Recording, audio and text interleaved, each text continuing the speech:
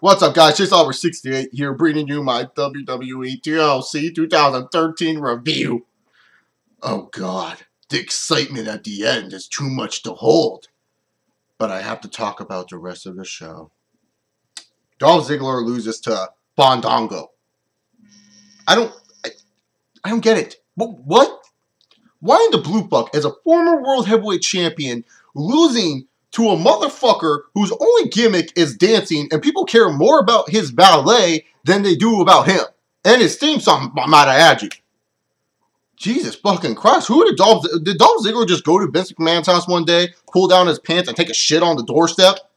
Because I don't know what the fuck he's doing. I'm not the biggest Ziggler fan in the world. I like his in-ring style. I will say that. But why in the blue fuck is he losing to Bondongo? Oh my God. Let's just move on forward to the next match. We have the opener, which is CM Punk versus The Shield.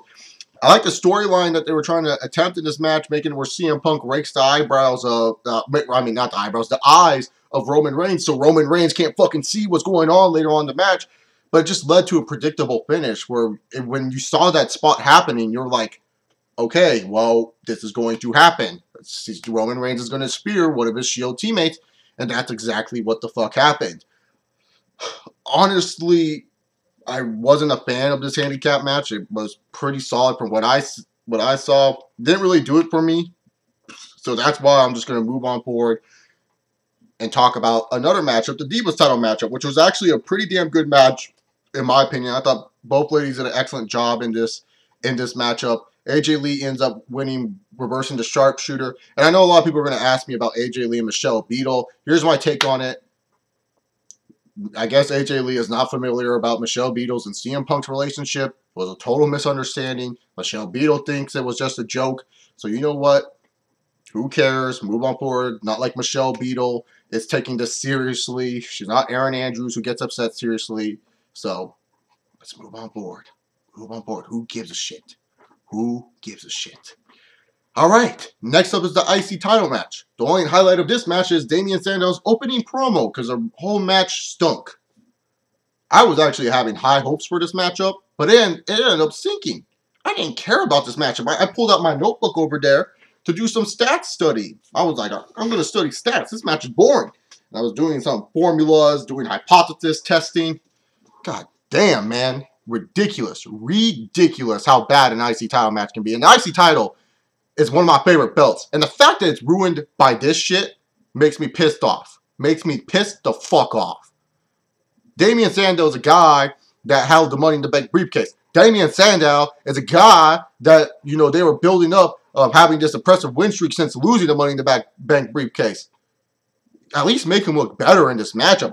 Damien Sandow didn't even look good in this matchup, in my honest opinion. So let's just move on forward. We have the Fatal 4-Way Tag Team match. All right.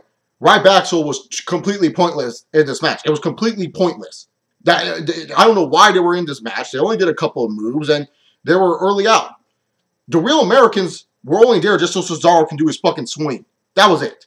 That was it. And just for Jack Swagger to do something in the ring. Then also, the only good part of this match was when Rey Mysterio and Big Show took on the Rhodes family. That was the best part of this match. That was when this match was exciting, but at that point, when they finally got there, I was just so bored. I was like, this match is going on way too long. It's going on too long than it's supposed to be. The eliminations were coming too quickly in the span of within each other. I just said to myself, no, just end the match. And I like the ending bit between Rey Mysterio and Cody Rhodes. So Cody Rhodes and Goldust retained the tag strap like they should. But the ending was fucking weird when Rey was on the fucking ground and Goldust was like touching his head and shit. Like, what the fuck was that all about? I was so confused during all that. I was just like so fucking confused. I thought Big Show was going to turn heel again. I did not even know what the hell was going on during that ending. I can't even explain it. All right, we have filler time, baby, because nothing's better than filler. Make sure you guys buy your fucking Brawling Buddies. Oh, by the way, during this segment, Brodus Clay fucking turned heel. Yeah, Brodus Clay turned heel, and the WWE ain't gonna do shit with him because we know that. So who gives a shit? Why was this on the pay-per-view? I don't know, because it's pretty damn sad to me because Brodus Clay has so much goddamn potential that this guy could be an actually big-time monster heel for the WWE's heavyweight title division, but they won't push him there. Oh, hell no. He's just gonna do a couple feuds with Tensai, and he's gonna be on your local fucking superstars or main event. Get ready for that shit. Oh, yeah, now let's go watch Miz and Kofi 89. Hey, WWE, I don't give a shit. You ain't making me watch those pre-shows unless you put more damn effort into the pre-show concept. Just because Kofi Kingston and The Miz argue on the pre-show does not make me want to go fucking watch the damn pre-show all that much. I watch a pre-show mainly for review sakes. That's it. Just so I can get on the review. But if I wasn't doing reviews, the pre-show is one of the last things I forget because there's still NFL football on for me to watch. The only good thing about this Miz versus Kofi Kingston match was The Miz pulling off the turnbuckle post. Remember that old trick, guys? Remember when the WWE used to have the heels pull off the turnbuckle post thinking it will help them, but it ends up helping the babyface at the end? Yeah, that's exactly what happened. Kofi Kingston wins. Who gives a shit? Now, let's just move on. Let's just move on to Daniel Bryan taking on the Wyatt family. I don't understand. I honestly don't understand how come the Shield loses tonight, but Daniel Bryan also loses? Like, okay, I knew that they weren't going to have it where both teams lost, both teams would lose in the handicap match. So when the Shield lost, I already said to myself, Daniel Bryan's losing. And if you guys don't know, I think Daniel Bryan's a huge favorite to win the Royal Rumble. I would think that you would want Daniel Bryan to look super strong heading towards the Royal Rumble. No, they have the Wyatt family win. Like, what? Daniel Bryan was like dominating the whole match too. It was very odd, this match. It wasn't bad. I liked it better than the earlier handicap match of the night. But Daniel Bryan loses. I mean, good for the Wyatt family. They get a win. But how are you supposed to make me believe the Shield, who have been a team since November of last year, who debuted as a team November of last year, who have gone through all these crazy matches with each other throughout the years, throughout that whole year, that they can't beat one dude, but the Wyatt family, who have been a team on WWE TV since July or August, they can come in and they can beat Daniel Bryan. To me, personally, it just makes no sense. I don't know why Daniel Bryan's losing the match. Like I said, he's a huge favorite to win the Royal Rumble for me personally. I think he has all the skills and the capabilities and what WWE is looking for as a Royal Rumble winner. But I don't know why he's losing this match if he's supposed to be a favorite for the Royal Rumble. Maybe WWE has a sense that it... No, WWE doesn't have a sense he's going to win the Royal Rumble. They don't know what the fuck they're doing. That's blocked. Let's just move on to the TLC match. The only gimmick match on this gimmick pay-per-view. I'm happy about the result. I am, because I'm a fan of this man. The match itself, though, was just hilarious. Is this a top 10 TLC match of all time? Oh, hell no. But was it a good TLC match? Yeah, I would say so. Besides the no-selling of certain spots in this match? Yeah, I thought it was a pretty damn good, entertaining TLC match. Minus the awkward, like I said, no-selling, the awkward, like, pauses on the ladder, doing stupid shit that you shouldn't be doing. Like, when John Cena had Randy Orton down that one time, did you really need to do a 5-knuckle shuffle off the top of the ladder? You could have just grabbed the fucking belts. And WWE thought they were so smart. They were like, oh, let's bring up a storyline that happened at one of their previous matches in 2009. WWE. The Randy Orton and John Cena feud is not a great feud. No one remembers that fucking I Quit match unless you're a die-hard wrestling fan like myself. Most casuals think this is something new and innovative that Randy Orton handcuffed John Cena. No, this happened at Breaking Point 2009. I like the little added sprinkles to that, but John Cena no-sold the fucking ladder when Randy Orton hit him there, and the fucking ending was just hilarious. When, John Cena, he thinks of an innovative way to get the fucking handcuffs, so that way he can move to the ladder when Randy Orton's about to climb to win it. And he unties a turnbuckle post. He starts beating Randy Orton with the turnbuckle post, or not the post, the little barrier. You know what I'm talking about. He grabs that little fucking fluffy thing, and he starts hitting Randy Orton with that damn fluffy thing, and Randy Orton falls down. But I thought it was hilarious. When Randy Orton, they really were like, oh, this is going to be a fucking awesome table spot. And it looked like it had the makings of being an awesome table spot.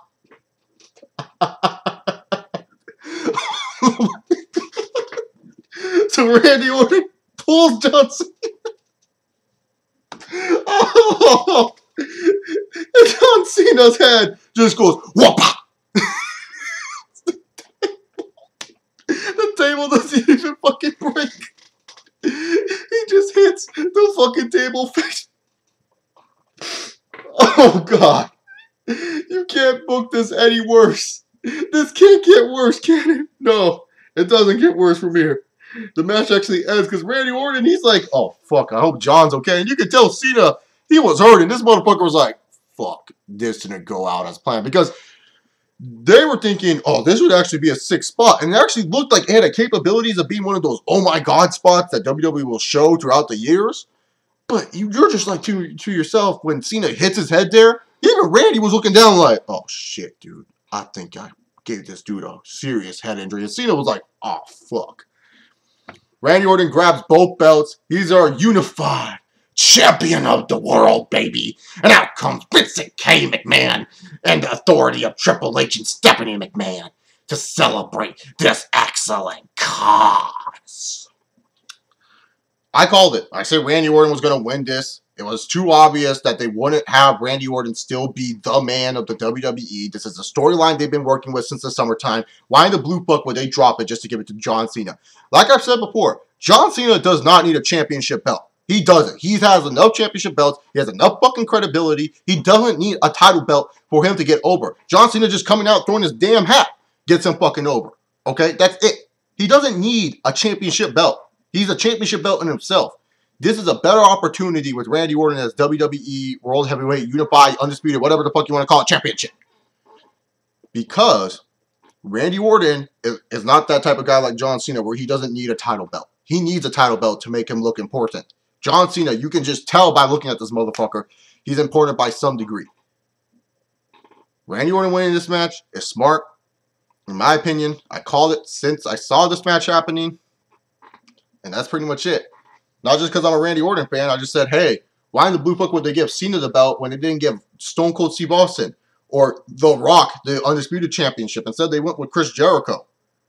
Because they knew Austin and Rock can carry themselves to WrestleMania without the belt. And they knew that Chris Jericho needed a big rub because they were looking at Chris Jericho as a future star in theirs. Randy Orton, technically by WWE standards, is a star. But they know he's nowhere near John Cena's level. But they would love to see Randy Orton get to that level somehow, some way. So they have to give him this unified championship to make it feel very, very fucking important. Overall TLC. I said in my predictions, the matches would be pretty damn good. Some of the matches were pretty damn good in my opinion. The Fatal 4-Way Tag Team match, the ending portion of it, the TLC match I thought was pretty good. It's not a top TLC match of all time, but it's pretty damn entertaining. And the handicap matches, to some degree, were pretty good. There's some moments that are good, some moments that are bad, but they're at least watchable. The storylines, the booking, the filler, all that shit shows WWE wasn't ready to make this show happen. This felt like another 3-hour Raw. I give the show a D+. There's no fucking D, like the letter D for dog. I know my D's and B's can sound very, very similar, so that's why I have to repeat that again. This show was very hard to really redeem it. You know, sometimes WWE did something that I said, that's a smart move, but did I really care? Did it get me invested in the future? And sometimes WWE just did stupid stuff, like the filler shit that could have been done on Monday Night Raw. Anyways, guys, if you guys like me, subscribe down below. Follow me on Twitter at ChaseOliver68. Like this video, dislike this video, or share it with all your friends all over the internet. Send in questions for the Q&A via inbox on YouTube, or tweeting me at ChaseOliver68 with the hashtag Q&A. You can spell it however you want, that hashtag. Also, one more thing. Good luck to all you motherfuckers taking finals in college. I hope you guys survive finals week. I hope you guys studied up, get some sleep. I'm about to go hit the hay. Got 2 finals tomorrow and then another 2 on Thursday. So wish me luck. I wish y'all luck. Have a good one, guys. Have a great Sunday. Tomorrow, Monday Night Raw.